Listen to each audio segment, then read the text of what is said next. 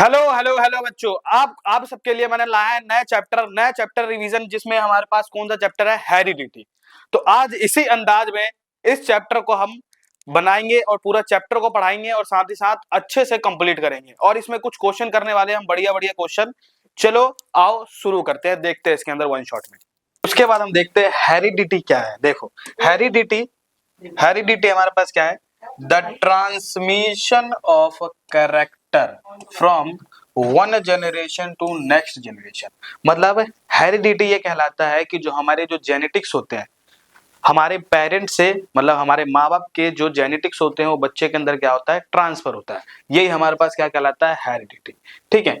और हमारे पास देखोगे तो फादर ऑफ जेनेटिक्स, जो जेनेटिक्स के पिता थे, मतलब फादर थे, उनको कहा जाता है ग्रेगर मेंडल। ग्रेगर मेंडल जो है हमारे, वो फादर ऑफ जेनेटिक्स है। जैसे ये फोटो दिख रही है, इन्होंने मटर के प्लांट के ऊपर क्या किया, पी प्लांट के ऊपर एक्सपेरिमेंट किया और जेनेटिक्स को बताया इन्होंने। ठीक है, कि जेनेटिक्स होता क्या है। अब यहाँ पे देखोगे तो ये क्या है हमारे पे, कि भाई ये मेल है और ये साथ ही साथ फीमेल। इन दोनों के बीच में क्या हुआ, मेट हुआ। मेट होने के बाद यहाँ पे एक चाइल्ड, मतलब चाइल्ड एक बनाया इन्होंने, मतलब आगे जाके एक जनरेशन इन्होंने पैदा किया, बनाया। तो यही हमारे क्या है, इनके जो जेनेटिक्स है, मतलब इनके जेनेटिक्स में हेरिडिटी, मतलब जेनेटिक्स में कैरेक्टर, जीन विन, वो क्या होता है, पेरेंट्स से ऑफस्प्रिंग में ट्रांसफर हो गए। ठीक है, यही हमारा क्या कहलाता है, जेनेटिक्स कहलाता है।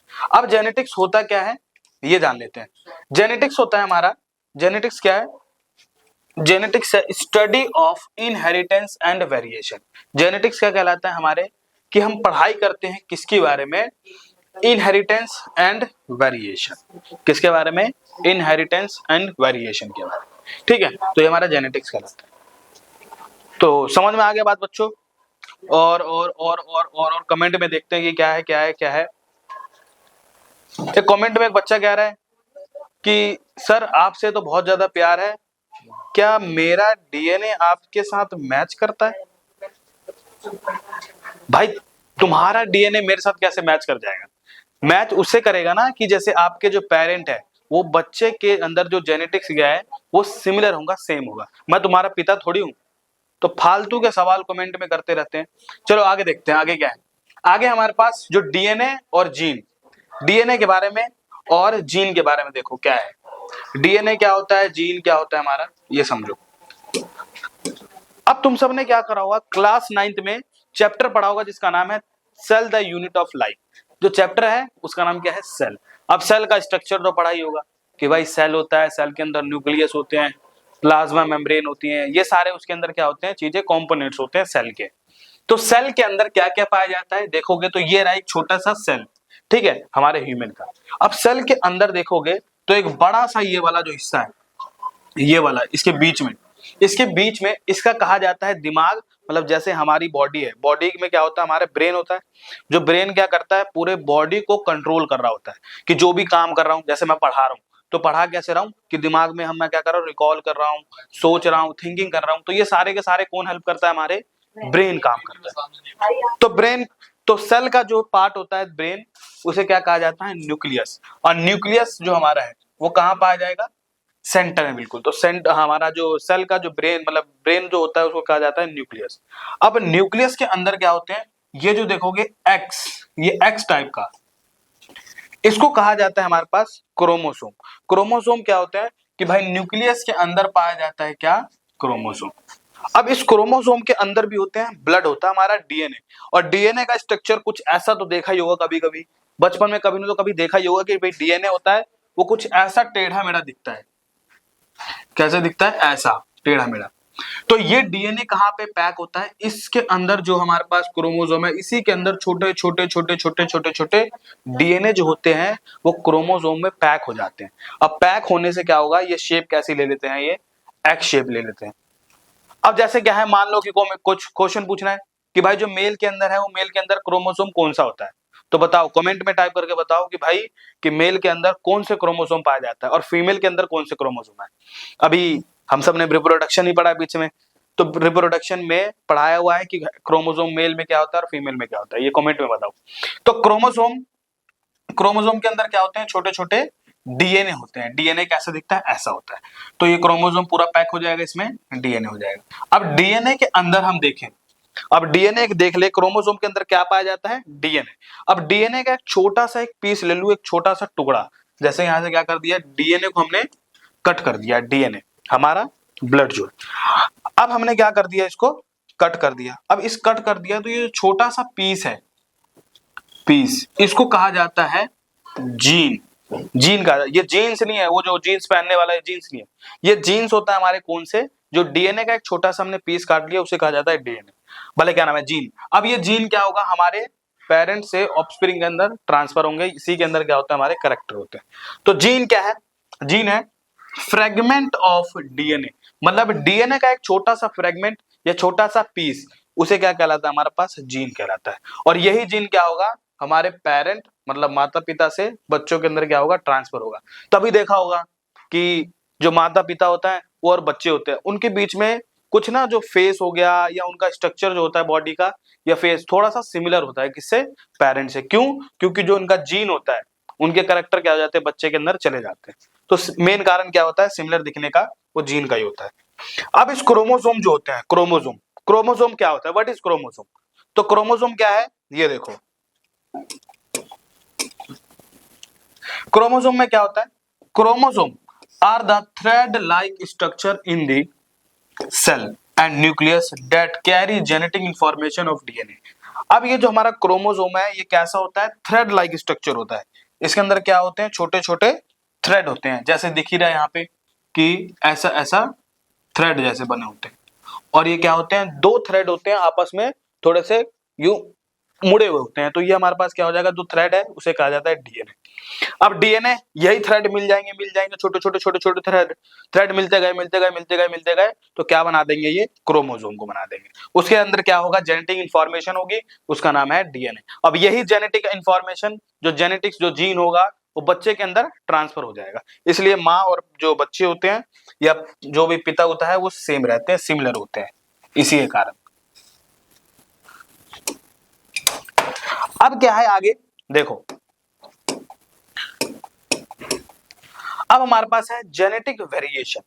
अब क्या है कि भाई कोई भी मेल एंड फीमेल है, मतलब हमने दो ऑर्गेनिज्म को ले लिया, एक मेल को और एक फीमेल को।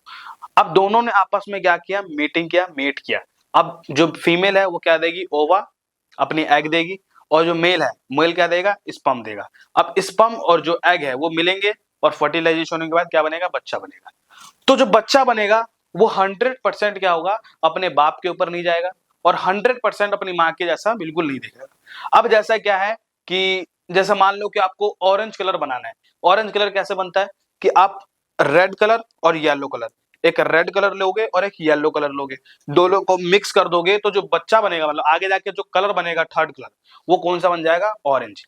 तो ये कहलाता है कि जब दो अलग अलग ऑर्गेनिज्म है, वो दोनों जब मिलेंगे तो जो अगला जो बनेगा जनरेशन, मतलब अगला जो कोई भी कलर बनेगा वो थोड़ा सा क्या होगा, अलग दिखेगा। तो यही हमारे पास क्या कहलाता है, जेनेटिक वेरिएशन।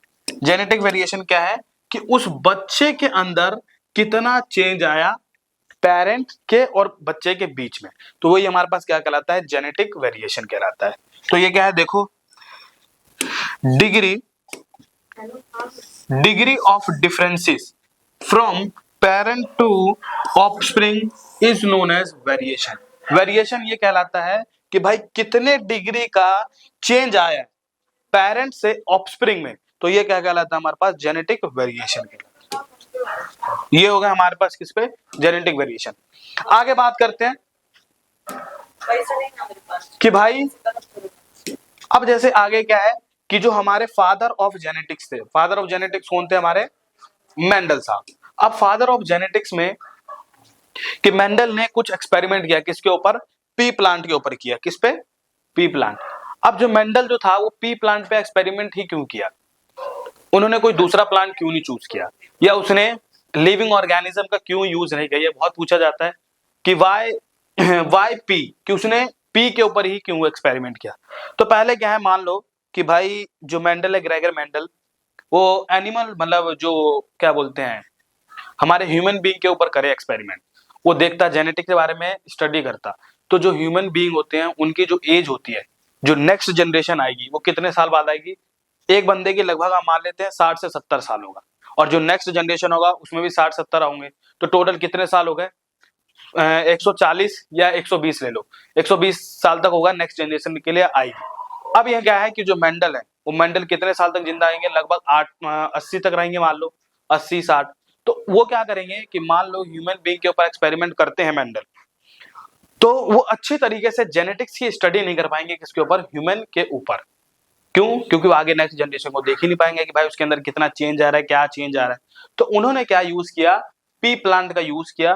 क्यों? क्योंकि ये जल्दी क्या करता है, अपनी जनरेशन को दे देता है और उसमें अच्छा रिजल्ट आता है, जल्दी कम समय में आगे जाके फूल को उगा देता है, और ये बाइसेक्सुअल है। तो ये सारे उसके क्या है, कंडीशन है कि भाई प्लांट के ऊपर क्यों ही किया। तो देखो जो प्लांट होता है हमारे पास पी प्लांट, अब पी प्लांट जो होते हैं, पी प्लांट का साइंटिफिक नेम का क्या कहा जाता है, साइंटिफिक नेम जो है पी प्लांट का उसे कहा जाता है पाइसम सटाइवम।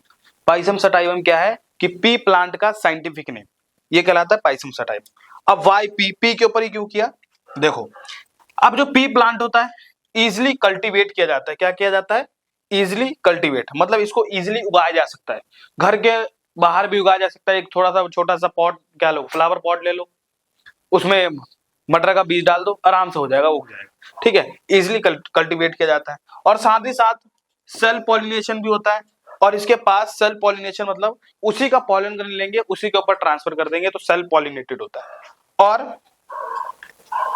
क्रॉस पॉलिनेशन भी कराया जा सकता है, ठीक है, किसमें, क्रॉस पॉलिनेशन भी कराया जाता है। और हाँ एक मेन बात किसकी है, ये मेन बात क्या है, इसका जो लाइफ स्पैन होता है, मतलब इसकी जो लाइफ साइकिल होती है वो कितनी होती है, बहुत ज्यादा शॉर्ट होती है। मतलब इजिली क्या कर सकते हैं हम, जेनेटिक्स की पढ़ाई इस प्लांट के ऊपर कर सकते हैं, ठीक है। तो ये सारे किसने दिया, हमारे मेंडल ने। अब मेंडल ने क्या करा कि मेंडल ने क्या करा, कुछ करेक्टर, जैसे कुछ करेक्टर लिए, कौन कौन से करेक्टर लिए, तो देखो प्लांट के ऊपर pea plant have survival contrasting character, जिसमें करेक्टरिस्टिक जो हमारे पास करेक्टर है उसका नाम है हाइट, फ्लावर का कलर कैसा होगा, शीट का कलर कैसा होगा, एंड उसके शेप, ठीक है। ये सारे क्या है, कुछ करेक्टर है किसके, इसने जो चूज किए। अब यहाँ पे ट्रेट की बात करते हैं, ट्रेट क्या है, क्या है ट्रेट, ट्रेट क्या होता है ये देखो, what is a trait, trait क्या है, trait is an observable character that is inherited passed through down. अब यहाँ पे क्या है, from a living things to its the offspring. अब जो भी कैरेक्टर आगे पास आउट होता है वो कौन कौन से कैरेक्टर है जो पेरेंट से ऑफस्प्रिंग के अंदर ट्रांसफर हो रहे हैं। तो देखो जैसे कौन कौन सा कलर है, मतलब कौन कौन सा कैरेक्टर है, जैसे हेयर का कलर, टंग कर्लिंग, टंग कर्लिंग मतलब कि कोई भी व्यक्ति अपना जीभ को कितना मोड़ सकता है, ठीक है, स्वयं, जैसे ही देखो कि कितना मोड़ सकता है, टर्न कर्लिंग, ये सारे क्या है, जेनेटिक है, जेनेटिक इनहेरिटेड है, मतलब ये पेरेंट्स से ऑफस्प्रिंग के अंदर आती है। और साथ ही साथ हेयर का कलर कैसा है, मतलब आप कोई भी देखोगे कि कोई ऐसा पेरेंट है जिसका जो बालों का कलर है वो ब्राउन है, अब बच्चा जो आगे जा रहा है उनका ब्लैक हो जाए, तो चेंज में भी आ सकता है, और कुछ सिमिलर भी हो सकते हैं, तो सिमिलर हो भी सकते हैं या नहीं भी हो सकते हैं। तो पेरेंट जो है वो क्या होंगे कि सिमिलर, जैसे उनका ब्राउन बाल है तो बच्चे के अंदर ब्राउन जा सकता है। और ब्लड का टाइप, कि ब्लड का टाइप देखा जाता है कि भाई मान लो कोई भी पेरेंट जो अलग अलग हैं और उनके ब्लड ग्रुप अलग अलग होंगे तो बच्चा भी क्या बनेगा, थोड़ा सा डिफरेंस बनेगा, जेनेटिक वेरिएशन आएगी। और आई का कलर, कि किसी की ब्राउन आई होती है, किसी की ग्रीन आई, किसी की ब्लू आईज होती है, blue eyes, head note eyes, ये सारी क्या होती है इनके ब्लू आंखों का कलर, क्या ये नेचर देखा जाता है। तो ये हो गया हमारे, किसने एक्सपेरिमेंट किया, प्लांट, मतलब क्या बोलते हैं, ग्रेगर मेंडल ने। अब ग्रेगर मेंडल ने कुछ लॉ दिए या उसने कुछ क्रॉस करवाए जिसका नाम है एक monohybrid cross and dihybrid cross. Mono का मतलब क्या होता है ये समझो, मोनो का मतलब होता है सिंगल, मोनो का मतलब क्या होता है, सिंगल, कि जहां पे ऐसा चीज हो कि सिंगल कैरेक्टर का यूज करे, क्या करे, यहां पे क्या हो, सिंगल कैरेक्टर का यूज किया जाए, तो ये हमारे पास क्या कहलाता है, monohybrid cross. Dihybrid cross क्या है, देखो डाई हाइब्रिड में भी सेम ही है, डाई हाइब्रिड में कि जो कैरेक्टर है वो कैसा होगा, इसके अंदर हम कितने कैरेक्टर लेंगे, 2 कैरेक्टर लेंगे, और मोनो हाइब्रिड क्रॉस के अंदर कितने कैरेक्टर लेंगे, सिर्फ 1 कैरेक्टर।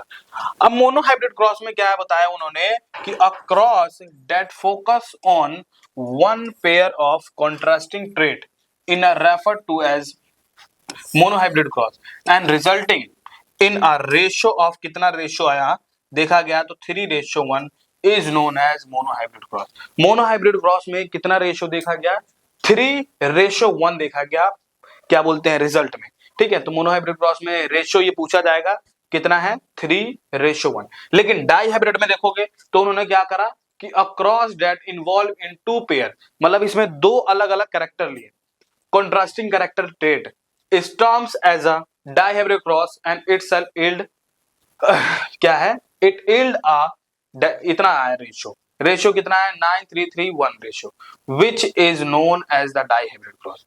इसी को क्या कहता है मैं डाई हाइब्रिड क्रॉस कहा जाता है. ठीक है, तो मोनो हाइब्रिड क्रॉस में कितना आया रेशियो 3:1. डाई हाइब्रिड क्रॉस में कितना रेशियो आया 3:3:1 आ गया. ये हमारे क्या है रेशियो मोनो का और डाई का. अब यहाँ पे क्या है कुछ ट्रेट होते हैं जिसका नाम है डोमिनेंट ट्रेट और साथ ही साथ रिसेसिव ट्रेट.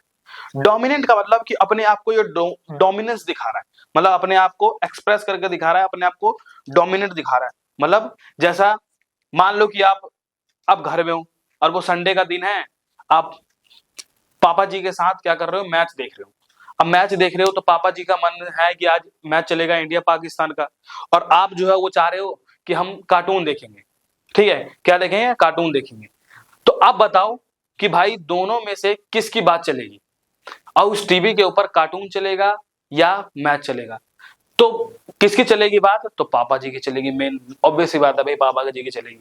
क्यों? क्योंकि उस टाइम जो हमारे पिताजी हैं वो क्या है अपने आप को डोमिनेंट दिखा रहे हैं कि भाई जो हमारे समाज में या जो भी घर भर में क्या करते हैं अपने आप को एक डोमिनेंट एक बंदा दिखाता है. वो कौन दिखाता है जो बड़ा हो घर का या जो भी ये चीज. तो डोमिनेंट ट्रेट वो कहलाता है कि जो अपने आप को डोमिनेंट दिखाए, अपने आप को एक्सप्रेस करके दिखाए. तो ये हमारे पास होता है डोमिनेंट ट्रेट कहा जाता है इसको. तो देखो the trait that can be visible express in the first generation. First generation में अपने आप को डोमिनेंट दिखा रहा है, इसको कहा जाता है डोमिनेंट ट्रेट. और रिसेसिव क्या है रिसेसिव मतलब अपने आप को रिसेस कर गया बंदा, मतलब अपने आप को सप्रेस कर गया कि वो अपने आप को डोमिनेंट नहीं दिखा पाया और बेचारा क्या हुआ रोते रोते 2 थप्पड़ भी लग गया और बंदा देख भी नहीं पाया कार्टून. तो ये हमारा क्या होगा रिसेसिव ट्रेट. तो देखो the trait which is not able to express, मतलब अपने आप को एबल एक्सप्रेस नहीं कर पाएगा and itself in a first generation but can be but reappear हो जाता है, मतलब अपने आप को क्या करेगा रीअपियर दिखाएगा कि हाँ भाई उसके अंदर उस घर के अंदर भाई बच्चा तो रहेगा. ऐसा तो नहीं है कि उसका जो पापा है वो उसको मार के ही फेंक देगा पूरा घर से. तो अपने आप को खुद से क्या करेगा रीअपियर दिखाएगा, मतलब वो घर के अंदर रहेगा लेकिन वो एक्सप्रेस नहीं करेगा कभी भी. तो और in the F2 generation F2 generation आएगी सेकंड जनरेशन, उसमें भी क्या कराएगा वो अपने आप को एक्सप्रेस नहीं कर पाएगा. ये हो गया हमारे किसमें डोमिनेंट ट्रेट और रिसेसिव ट्रेट. किसने करा हमारे मेंडल साहब ने. अब क्या है कुछ और कैरेक्टर दिए. कौन से कैरेक्टर जिसको बोला गया दो ट्रेट है अलग अलग प्रकार के कि homozygous trait and heterozygous trait. क्या है होमोजाइगस और हेट्रोजाइगस. होमोजाइगस यहाँ है और हेट्रोजाइगस क्या है. होमोजाइगस होमो का मतलब क्या है सेम की बात करें. हेट्रो का मतलब हमेशा क्या होता है हेट्रो मतलब डिफरेंट हो. तो होमो का मतलब कि ऐसे ट्रेट जहां पे सिमिलर हो. जैसे देखो एक एग्जांपल दिखाता हूं. मान लो कि एक हमारे पास कैपिटल टी है मतलब टॉल प्लांट है और इसके साथ भी क्या है दो अलग अलग पेयर हुए और ये दोनों क्या है बड़े हैं टॉल है. तो ये क्या है हमारे पास होमोजाइगस. होमोजाइगस में क्या है कि दोनों का दोनों जो हमारे ट्रेट है वो क्या है सिमिलर है. भाई यहाँ भी बड़ा टी है यहाँ भी बड़ा टी है तो सिमिलर है. अब हेट्रोजाइगस कौन सा होगा जो अलग होगा. एक बड़ा टी है उसके साथ आ गया एक छोटा टी. तो बताओ कि भाई ये जो प्लांट बनेगा ये बड़ा बनेगा छोटा बनेगा. देखोगे तो इसके अंदर एक डोमिनेंट आ गया, मतलब एक बंदा क्या करेगा अपने आप को डोमिनेंस दिखाएगा. तो जो प्लांट होगा ये भी क्या होगा बड़ा बनेगा और ये भी बड़ा ही होगा, लेकिन इसमें कुछ जेनेटिक्स थोड़ा सा चेंज आएगा. ठीक है, तो होमोजाइगस ट्रेट क्या कहलाता है. Homozygous means having two identical alleles for the particular gene. कोई भी पर्टिकुलर जीन है तो उसके अंदर देखा जाएगा कि भाई दोनों के दोनों कैसे होना चाहिए आइडेंटिकल मतलब सेम. अब जैसे क्या है कि जब मैं 10th क्लास में था तो इसको मैंने कैसे याद किया था. देखो अब मैंने इसमें क्या करा था खुद से अपने आप को मैंने क्या करा ट्रिक बनाया. देखोगे यहाँ पे कि यहाँ पे होमो में शब्द आ रहा है यहाँ O है और यहाँ भी O है, ये दोनों क्या है, सिमिलर। तो सिमिलर है तो यहाँ पे क्या होंगे कि दोनों जो ट्रेट होंगे वो क्या होंगे, सिमिलर। देखोगे तो बड़ा टी और बड़ा टी। लेकिन हेट्रो में देखोगे तो यहाँ पे हेट्रो में शुरू में ई आ रहा है और यहाँ पे क्या है, ओ की बात करें, ओ की, तो ये दोनों क्या है, डिफरेंट है। इसका मतलब इसके अंदर क्या आ जाएगा, हेट्रोजाइगस हो जाएगा। बस नॉर्मल से आप ट्रिक बना के भी याद कर सकते हैं। तो हेट्रोजाइगस क्या है, it refer to having two different allele for a specific gene. कोई भी जीन है उसके अंदर अलग अलग प्रकार के क्या है, ट्रेट पाए जा रहे हैं, तो वो क्या कहलाता है, हेट्रोजाइगस। अब इसमें एक आता है जीनोटाइप, एक होता है फेनोटाइप। अब यहाँ पे क्या है कि भाई अभी जैसा बताया मैंने कि ये जो प्लांट होगा, ये प्लांट कैसा दिखेगा, बड़ा दिखेगा। लेकिन इसके अंदर क्या है, ये देखने में लगेगा ये कि प्लांट कैसा है, बड़ा, लेकिन इसके जेनेटिक्स में देखोगे तो एक छोटा सा टी भी है। जेनेटिक्स में देखोगे तो ये क्या है, छोटा सा टी, मतलब ये छोटा टी ये दिखाता है कि जो प्लांट है, पी प्लांट, वो शॉर्ट है, मतलब छोटा है। छोटा का मतलब ड्रॉप है और टी का मतलब हो गया कैपिटल टी।